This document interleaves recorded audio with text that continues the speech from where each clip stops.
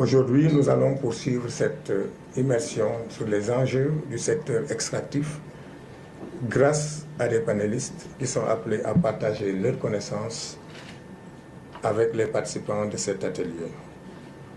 Je voudrais profiter de cette occasion pour adresser mes sincères encouragements et mes félicitations à Madame la Présidente du Comité national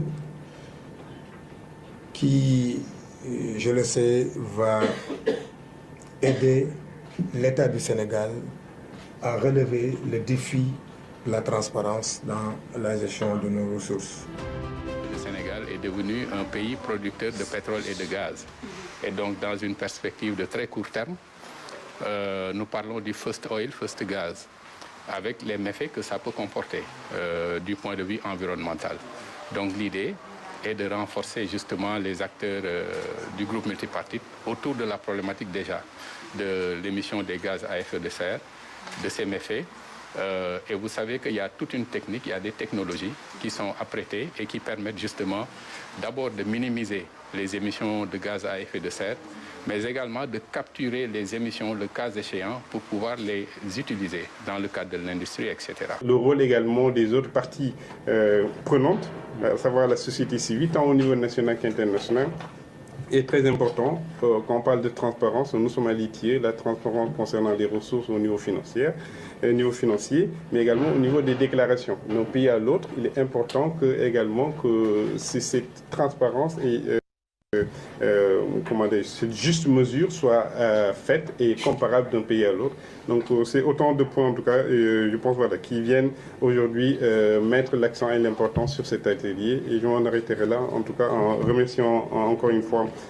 Madame la Présidente et Energia pour le soutien et inviter en tout cas l'ensemble des membres du GMP, on va dire, de fructueux échanges concernant ce sujet. Energia est en train d'accompagner l'ITIE dans un processus de préparation de la validation du pays avec la nouvelle norme ITIE 2023 qui a des nouvelles exigences, y compris des exigences relatives à la divulgation des émissions de gaz à effet de serre de manière générale. Le Sénégal a la chance d'être un pays nouveau producteur et donc a l'opportunité de pouvoir anticiper à travers des mesures qui permettront de mieux adresser la question de la transition énergétique de manière générale dans les projets pétroliers et gaziers, mais à travers soit des réformes, mais également un cadre réglementaire et des mesures fortes,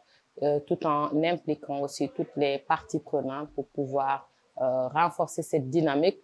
d'engagement de ces parties, d'échange et de dialogue pour pouvoir mieux adresser les enjeux et les défis même de la question des émissions de méthane. Si on sait par exemple, tous les impacts que ça a de manière générale sur la santé humaine, mais également sur l'environnement et les corollaires sur la santé publique que cela pourrait aussi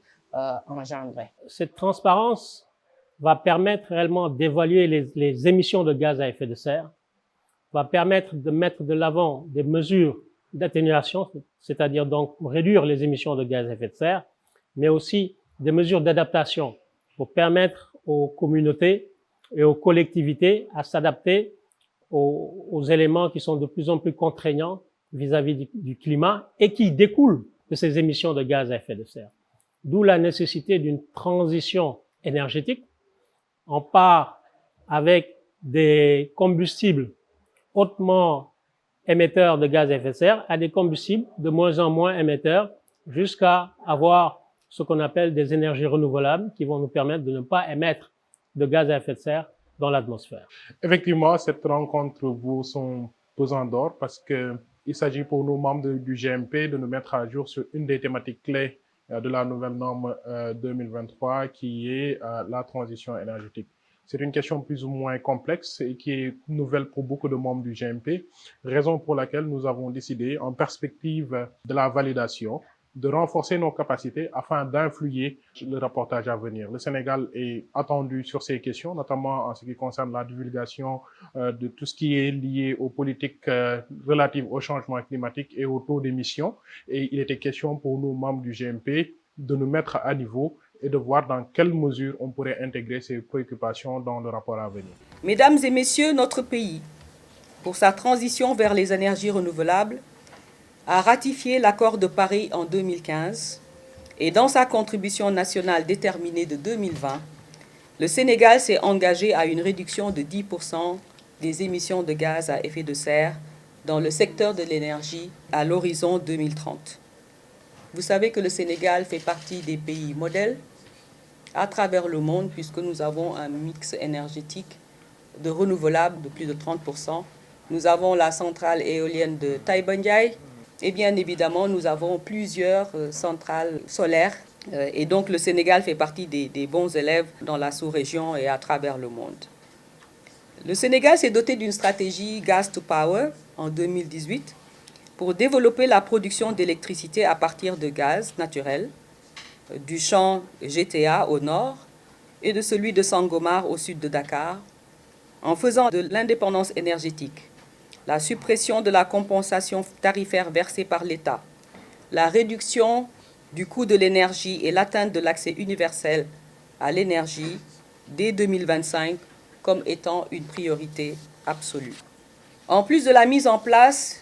du réseau gazier qui va réduire les émissions de gaz à effet de serre et réduire le risque de rejet de pétrole dans l'environnement. Vous savez que dans notre cadre réglementaire, le directeur en a parlé, le Sénégal interdit le torchage. Le code pétrolier et le nouveau code de l'environnement, dans ses articles 133 et 134, renforcent le dispositif de lutte contre les impacts environnementaux en interdisant au Sénégal de brûler du gaz à la torche et du pétrole ou de rejeter du gaz dans l'atmosphère.